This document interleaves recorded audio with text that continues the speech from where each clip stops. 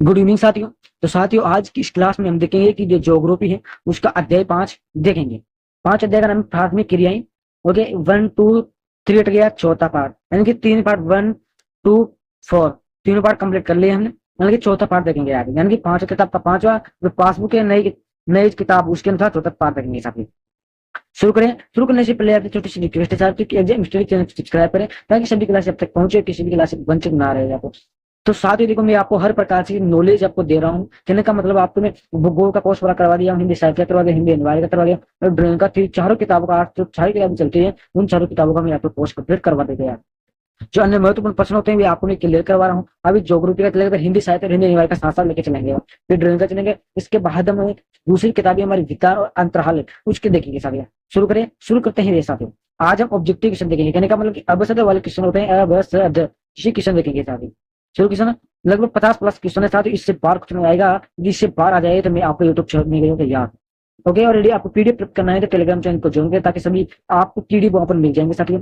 शुरू करें। तो देखो साथ, इसमें पहला प्रश्न है कि निम्नलिखित में से कौन सी खाद्य फसल है। कहने का मतलब, ऐसी कौन सी ऐसी फसल है साथियों इसमें जो खाद्य खाद्य से संबंधित फसल हो। ओके, तो इसमें हो जाएगा आपका मक्का। कौन सी देखा साथियों, इसमें मक्का हो जाएगा, खाद्य फसल से रिलेटेड है। ओके। दूसरा क्वेश्चन है, निम्नलिखित में से कौन सा भू उपयोग संवर्ग नहीं है।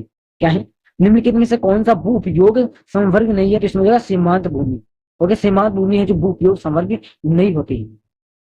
तीसरा, खट्टे के रसदार फलों की कृषि संबंधित है। जो खट्टे रसदार फल होते हैं वो कृषि कैसे कैसे कृषि होते हैं, उससे संबंधित होते हैं। तो जो भूमध्य सागरीय कृषि से रिलेटेड है खट्टे रसदार फल, कहाँ ये खट्टे रसदार फल होते हैं, कहाँ पर वो उपयोग में आते हैं, कहने का मतलब कहाँ पर उत्पन्न किए जाते हैं, वो भूमध्य सागरीय कृषि इससे संबंधित रहता है।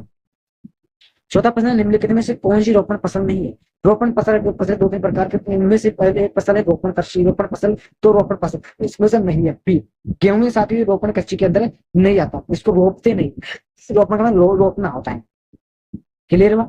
आगे शुरू करेंगे साथियों हम कि सहकारी कृषि अधिक सफल रही है, यानी कि जो अधिक कहाँ पर जो सहकारी कृषि होती है वो कहाँ पर कौन से क्षेत्र में सफल रही है, यानी कि अच्छी प्रकार से सक्सेसफुल हो चुकी है। तो डेनमार्क के साथ, डेनमार्क के ऐसे क्षेत्र साथ है जहां पर सहकारी कृषि है जो सफल हो चुकी है, यानी सक्सेसफुल हो चुकी है, वहां पर डेनमार्क में होती है कौन से वाली कृषि। छठा, यूरोपवासियों द्वारा अपनी उपनिवेशों में किस प्रकार की कृषि का विकास किया गया है। क्या है साथियों, एक मिनट को सिर्फ जूम आउट कर लेते हैं, थोड़ा बहुत जूम ज्यादा हो चुका है। छठा क्वेश्चन है, यूरोपीय के यूरोपीय वासी द्वारा अपने उपनिवेश में किस प्रकार की कृषि का विकास किया गया है। तो बी, यानी कि रोपण कृषि होती है जो यूरोपीय क्षेत्र में की जाती है। क्लियर। सातवां क्वेश्चन है, निम्नलिखित में से कौन सी एकल कृषि नहीं है, यानी कि ऐसी कौन सी फसलें जो एक प्रकार की कृषि, निश्चित प्रकार की कृषि और एकल कृषि जो होती है। तो बी, मिश्रित कृषि। निम्न में से कौन सी एकल कृषि नहीं है, मिश्रित कृषि साथ ही मिश्रित में अनेक प्रकार की फसलें बोई जाती है, अनेक प्रकार की। जैसे डेयरी कृषि एक प्रकार की होती है, रोपण कृषि एक प्रकार, वाणिज्य अनाज एक प्रकार की होती है। क्लियर हुआ। आठवां कि निम्न प्रदेशों में किसी विस्तृत वाणिज्य अनाज कृषि नहीं की जा सकती। क्या, निम्न प्रदेशों में किसी में विस्तृत वाणिज्य अनाज कृषि नहीं की जा सकती, तो इसमें अमेजन कौन सी, अमेजन बेसिन कृषि साथ ही जो अनाज कृषि नहीं की जाती। क्लियर। अब देखो नौवा देखेंगे। नवा क्वेश्चन है कि निम्न में से कौन से देशों में गेहूं व चावल की अधिक उत्पादकता की किस्में विकसित की गई है। कहने का मतलब, तो कहने का तात्पर्य है कि ऐसे कौन से देश है साथियों जहां पर गेहूं और चावल की अधिक पैदावार होती है। तो बी, यानी कि मेक्सिको तथा फिलीपींस, इसमें सबसे ज्यादा गेहूं और चावल की खेती की जाती, उत्पन्न होती है।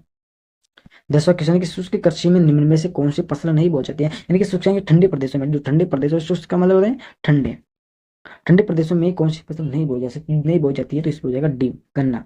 गन्ना नहीं बोया जाता ठंडे प्रदेशों में। 11वां है कि निम्नलिखित में से कौन कृषि आधारित उत्पन्न नहीं है। शुष्क का मतलब नहीं होगा, शुष्क का मतलब है सूखा। ओके। अब देखो इसमें देखेंगे 11वां देखिए क्वेश्चन है कि निम्नलिखित में से कौन कौन सी कृषि आधारित उत्पादित नहीं होती, कौन कृषि आधारित उत्पाद नहीं है। बी, यानी कि नमक। निम्नलिखित में से कौन कृषि आधारित उत्पाद नमक के साथ ही जो उत्पाद नहीं किया जा सकता है। 12वां, ब्राजील के कोप बागान को क्या कहा जा सकता है। तो सभी को पता है कि फेजेंटा कहा जाता है। क्या कहते हैं, फेजेंटा किसको कहा जाता है साथियों, कॉफी के बागान को फेजेंटा कहते थे। आप छाई मत लिख देना, एक नंबर कट जाएगा, एक नंबर का 100 का क्वेश्चन आएगा ये। जब मैं छठी क्लास में पढ़ता था ये क्वेश्चन आया था, एक नंबर कटा था मेरे इसमें, जब से मुझे याद है फेजेंटा किसे कहते हैं, कॉफी के बागान को कहते हैं। 13वां क्वेश्चन है, निम्नलिखित में से कौन सी रोपण फसल नहीं है। डी, चावल है साथ ही जो रोपण फसल नहीं है। चौदहवें कि गेहूं की खेती की आर्द्र से कितना तापमान होता है, जो गेहूं की खेती होती है उसके लिए कितना तापमान चाहिए, तो इसमें हो जाएगा बी, 10 डिग्री सेल्सियस से 20 डिग्री सेल्सियस तक तो गेहूं की खेती होती है साथी, बिल्कुल सही आंसर हो जाएगा बी। गेहूं की खेती के लिए कितना तापमान चाहिए, 10 डिग्री से लेकर 20 डिग्री सेल्सियस तक गेहूं की खेती के लिए तापमान चाहिए। पंद्रह कि आज विश्व में लगभग कितने लोग भरण पोषण चलवासी पशुचारण पर, कहने का मतलब आज के इस जमाने में, आज के इस समय में, आज की इस दुनिया में ऐसे कितने लोग हैं जो भरण पोषण के लिए चलवासी पशुचारण पर निर्भर रहते हैं। बी, 2 करोड़ जनजाति, 2 करोड़ लोग ऐसे हैं साथियों जो भरण पोषण के लिए चलवासी पशुचारण पर निवास निर्भर रहते हैं। 16वें चावल धान, ये चावल को धान भी कहते हैं, धान को चावल कहते हैं, कि खेती संबंधित किससे संबंधित है, तो गहन निर्वाह कृषि से संबंधित है धान खेती। ओके, 17 क्वेश्चन देखेंगे कि रबर का सबसे बड़ा निर्यातक देश कौन सा है, यानी कि सबसे बड़ा आयात निर्यात है। ओके, डी, मलेशिया साथियों, जहां पर रबर का सबसे ज्यादा निर्यात होता है। ओके, 18वें कृषि के अंतर्गत आयात निर्यात का समझिए ना आप, नहीं समझिए तो देखो, आयात का अर्थ होता है बेचना, नहीं नहीं, आयात का अर्थ होता है खरीदना, खरीदना, निर्यात यानी कि बेचना, इसलिए सब रबर का सबसे बड़ा उत्पादन मलेशिया देश है साथ ही। क्लियर हुआ। अब 18 क्वेश्चन देखेंगे हम कि कृषि के अंतर्गत हम इनमें से किसे लेते हैं, कहीं कृषि के अंतर्गत हम इनमें से किसे लेते हैं, किसको उपयोग लेते हैं, तो फसल उत्पादन को लेते हैं, पशुपालन लेते हैं, मत्स्य उत्पादन लेते हैं, इन सभी को इसमें कृषि के अंतर्गत हम उपयोग में करते हैं साथ ही। 19वें कृषि के लिए, कहीं कृषि के लिए इनमें से कौन सबसे अधिक उपयुक्त है, कृषि के लिए इनमें से कौन सबसे अधिक उपयुक्त है, तो मैदान है साथियों, बिल्कुल समतल मैदान होनी चाहिए, उसके लिए उस पर कैसे कैसे होते हैं, अच्छी होती है, समतल होनी चाहिए, बिल्कुल बुआई जुताई के साथ होनी चाहिए, और जो अच्छी प्रकार की किस्म की होती है, लाल मिट्टी होनी चाहिए, काली मिट्टी होनी चाहिए। 20वां के कृषि निर्धारण में किस कारक का भारत में जबरदस्त हाथ होता है, कृषि निर्धारण में किस कारक का, तो बी, यानी कि वर्षा है साथियों, जो वर्षा न होगी तो फसल नहीं होगी, क्योंकि वर्षो जो ये वर्षा है उसका बहुत बड़ा योगदान रहता है हमारी फसलों के लिए साथ ही। क्लियर। 21वां है कि किस मिट्टी की खेती में बुआई के समय कम तापमान चाहिए, बी, यानी कि गेहूं की खेती, गेहूं की खेती में कितना 10 से 20 डिग्री चाहिए, 10 से 20 डिग्री तापमान चाहिए साथियों। किसी फसल की खेती में बुआई के समय कम तापमान चाहिए, गेहूं लगभग जब बुआई करें ना, हम क्या करें बुआई, तो उसमें कितना चाहिए, लगभग 5 से कितना चाहिए, 8 तक चाहिए साथी। ओके, और खेती हो जाने के बाद चाहिए 10 से 20 के लिए, इस बात को आपके ध्यान रखना है। वैसे किस फसल की खेती पहाड़ी ढालों पर की जाती है, बी, यानी कि चाय की खेती किस प्रकार पहाड़ी ढालों पर कौन सी किस प्रकार की खेती की जाती है, चाय की खेती की जाती है सर, याद रखना। देश चाय का सबसे बड़ा उत्पादक देश कौन सा है, तो चीन, बी भारत, बी, चाय का सबसे बड़ा उत्पादक देश भारत होता है साथियों, भारत में सबसे ज्यादा चाय का उत्पादन किया जाता है। 24वां निम्नलिखित में से कौन सी खाद्य फसल नहीं है, सी, मक्का। आगे क्वेश्चन, कोई दिक्कत वाली बात नहीं, ये भी आ गया, सहकारी कृषि अधिक फसल रहती है, देखो सहकारी कृषि अधिक फसल रही है, तो बी, डेनमार्क में। क्लियर हुआ। तो साथियों ये पहली बात है, कोई बात नहीं है, क्योंकि पहले आ चुकी थी वो क्वेश्चन, इसलिए कोई बात पहले बात नहीं, यहाँ से देखेंगे अलग पासा। निम्नलिखित क्या है, निम्नलिखित आर्थिक क्रियाओं में कौन ग्रामीण आदिवासियों से संबंधित है, निम्नलिखित आर्थिक क्रियाओं में कौन से ग्रामीण क्षेत्र साथियों, कौन से क्षेत्र साथियों जो ग्रामीण आदिवासियों से संबंधित है, प्राथमिक क्षेत्र साथियों जो आर्थिक क्रियाओं के अंतर्गत है, प्राथमिक क्रिया में आर्थिक क्रियाएं संबंधित होती है।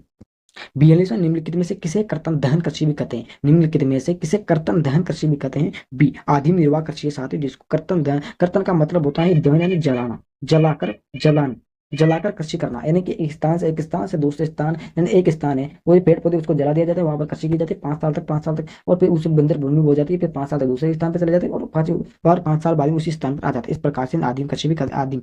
43वें क्वेश्चन की फूलों की कृषि किसे कहते हैं, फूलों की कृषि कहलाती है, तो डी, पुष्प उत्पादन, पुष्प उत्पादन किसमें आता है साथियों, फूलों की कृषि किसमें आती है, पुष्प उत्पादन में आता है, बिल्कुल क्लियर। इस प्रकार की आपको याद रखना छोटी छोटी बातों को।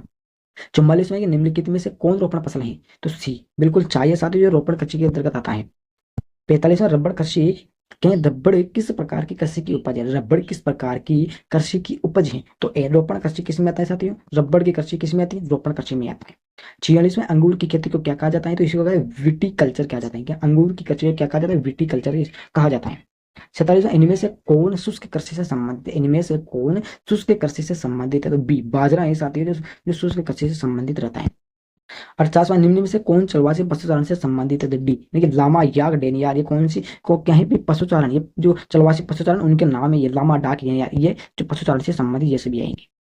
39वां क्वेश्चन है कि निम्न में से कौन व्यापारिक अन्य कृषि से संबंधित है, कौन गेहूं व्यापारिक अन्य कृषि से संबंधित रहेंगे साथियों। अगला क्वेश्चन है हमारे पास 50वां कि इन कोयला क्षेत्रों में कौन जर्मनी में है, बी, रूर कोयला है, ये क्या नाम है, देखो एक मिनट, तालचार है, रूर है, ये अपलेसिनी क्या है, कोयले है, कोयले के नाम है, कौन से क्षेत्र जर्मनी में कौन सा कोयला पाया जाता है, रूर कोयला पाया जाता है, इन बात को आपको ध्यान रखना है।